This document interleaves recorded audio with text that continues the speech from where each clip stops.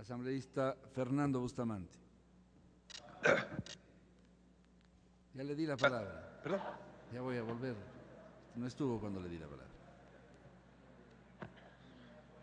Buenos días, señor presidente.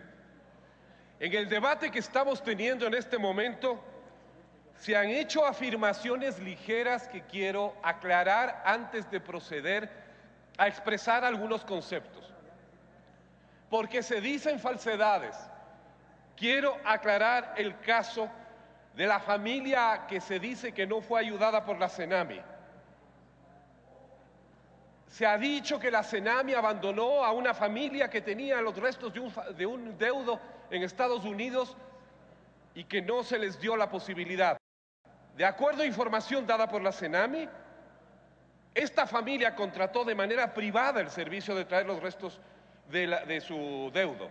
Rechazaron la ayuda del Estado, pero agradecieron la voluntad de la CENAMI por ayudar a este caso.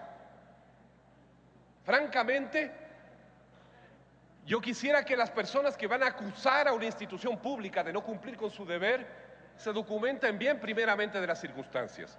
Simplemente quería hacer esa aclaración en el caso de Gualaceo, antes de seguir adelante. Y quiero referirme a una argumentación vinculada a lo que se ha dicho en esta sala, así como también lo que se ha dicho en el informe de comisión. En primer lugar, quiero aclarar que me sumo a las palabras del asambleísta Cobo respecto a lo que significa legislar. No significa que tengamos que hacer una ley para cada problema social, humano, político y económico que se suscita en este país. Dije ya en relación a otro proyecto de ley anterior que esto precisamente había conducido a la frondosidad irracional de nuestra legislación y al hecho de que nuestro sistema jurídico se hubiera convertido prácticamente en inaplicable, precisamente por la paradójica situación de que el exceso de legislación termina convirtiendo a la legislación como tal en irrisoria, en inaplicable, en absolutamente imposible de llevar a la vida práctica y de hacer que se ejecute. Quiero también decir que, si bien yo no soy partidario de las interpretaciones que algunas veces se hacen, extensivas del concepto de que la legislatura no puede crear leyes que implementen el gasto público o creen gasto público, a veces ese argumento se ha usado de una manera excesivamente extensiva. En este caso, el proyecto efectivamente manda actividades que implican gastos específicos. Precisamente, uno de los que me precedieron en la palabra mencionó cifras. Dice, solamente vale $750,000. Eso quiere decir que si aquí estamos aprobando este proyecto de ley, estamos aprobando que se gasten $750,000. Es precisamente ese tipo de afirmaciones las que demuestran que la comisión no hierra al decir que en este caso particular, este proyecto sí viola la limitación que este Parlamento tiene para crear gasto público por iniciativa propia. Asimismo, es necesario señalar situaciones que estamos viviendo hoy en día que dicen relación con la ocasión de esta ley. ¿Cuál es el gran problema de nuestros migrantes hoy en día? Y perdónenme que lo diga de una manera que puede sonar funesta. En este momento el problema de los migrantes en el mundo entero, los ecuatorianos que están en Europa y en Estados Unidos, no es cómo hacer que los muertos vuelvan, sino es cómo hacer que los vivos retornen y que retornen en condiciones adecuadas a su dignidad humana y a sus necesidades. Este Parlamento, dadas las coyunturas mundiales, debería estar preocupándose más bien de pensar en qué legislación necesitamos para poder hacer posible que los ecuatorianos y ecuatorianas que se han ido del país y enfrentan condiciones adversas, inesperadas, fruto del mal manejo de sus economías por parte de los países que los acogieron, puedan ser protegidos allí donde están o acogidos adecuadamente en su retorno. Eso es de lo que tenemos que estar preocupándonos, no de una situación que, como dijo el asambleísta Cobo, tiene que ser manejada administrativamente, porque se refiere a casos particulares, se refiere a situaciones humanas dolorosas sin duda alguna, penosas por cierto, pero que no parecen requerir una ley pública. Existe ya la normativa contenida en el Decreto Ejecutivo 253 del año 2008. Hay las atribuciones de la CENAMI, existen los manuales de procedimiento para ello. Concentrémonos más bien en legislar una ley general de la movilidad humana. Y en ese sentido, la asambleísta Washington Cruz hace una afirmación que yo compartiría, aunque no necesariamente implica que yo apoye y esté a favor de su proyecto en particular, de que esto tiene que ser tratado en otro contexto, sin duda alguna. Es importante también señalar que hay que tener cuidado con el discurso de la igualdad de derechos, porque si ser enterrado o descansar en suelo propio es un derecho humano, entonces es un derecho para todos los ecuatorianos y ecuatorianas, independientemente de dónde residen. Y por lo tanto, si queremos aplicar ese concepto, entonces tendríamos que hacer una ley que garantice que el migrante lojano que se fue a Sucumbíos, el Estado le garantice que sus rostros retornen a Loja para ser enterrados ahí, por dar un ejemplo. Si descansar en suelo natal es un derecho, entonces no es para todo ecuatoriano y ecuatoriana, no solamente para los que se fueron fuera del país.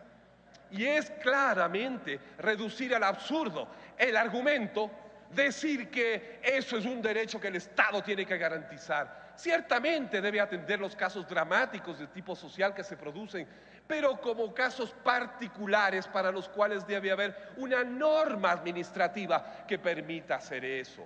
No podemos crear una ley para cada situación humana lamentable que pueda producirse.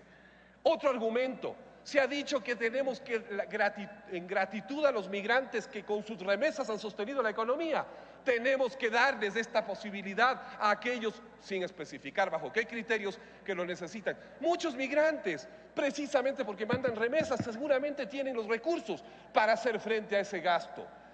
Quien manda remesas es porque le ha ido bien, porque tiene algo, porque ha podido ahorrar precisamente ese excedente económico que ha nutrido nuestra economía. Es muestra de que como grupo los migrantes es gente que le ha ido bien, que ha tenido éxito, que necesita sin duda que sus derechos se protejan, que sin duda necesita el apoyo del Estado, pero que aquella idea de que en general como grupo es un grupo menesteroso, ciertamente debe ser revisada.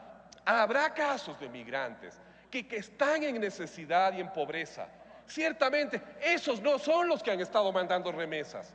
Así que no es pago a las remesas. Y además, si no hubieran mandado una sola remesa, aunque no hubiera habido un centavo de retorno por parte de esos migrantes, no sería un derecho para las personas humanas el que se cumpla con esa aspiración del corazón que es el retorno, aún en la muerte, al seno de la familia. Supongamos que no hubiera habido una remesa en toda la historia del Ecuador.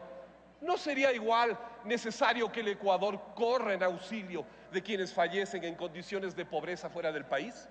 La norma de la ley propuesta debería precisamente aplicarse no como un derecho de los migrantes como tales, sino como un derecho de la necesidad en condiciones extremas, en condiciones en que el Estado ecuatoriano tendría que correr en auxilio.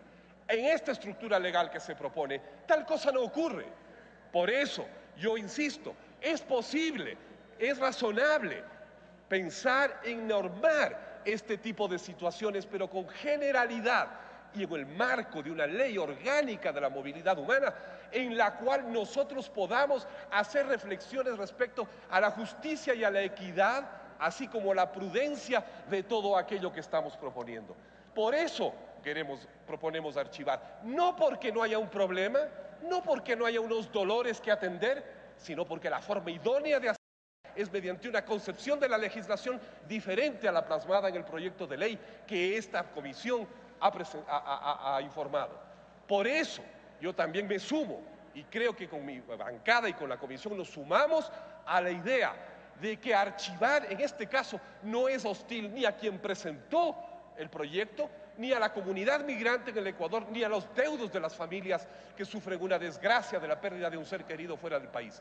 Es sencillamente legislar con racionalidad, legislar con criterio y legislar dentro del espíritu de la nueva Constitución, que ciertamente debe poner fin al menudeo de proyectos de ley dirigidos simplemente a satisfacer un momento, una situación particular, una determinada necesidad específica que puede darse en el marco de la existencia humana. Muchas gracias, señor presidente. Yo también apoyo, por cierto, la solicitud de que se vote el archivo de este proyecto de ley, no obstante que se pueda usar como insumo para el código que algún día tenemos que tener de la movilidad humana. Muchas gracias, señor presidente.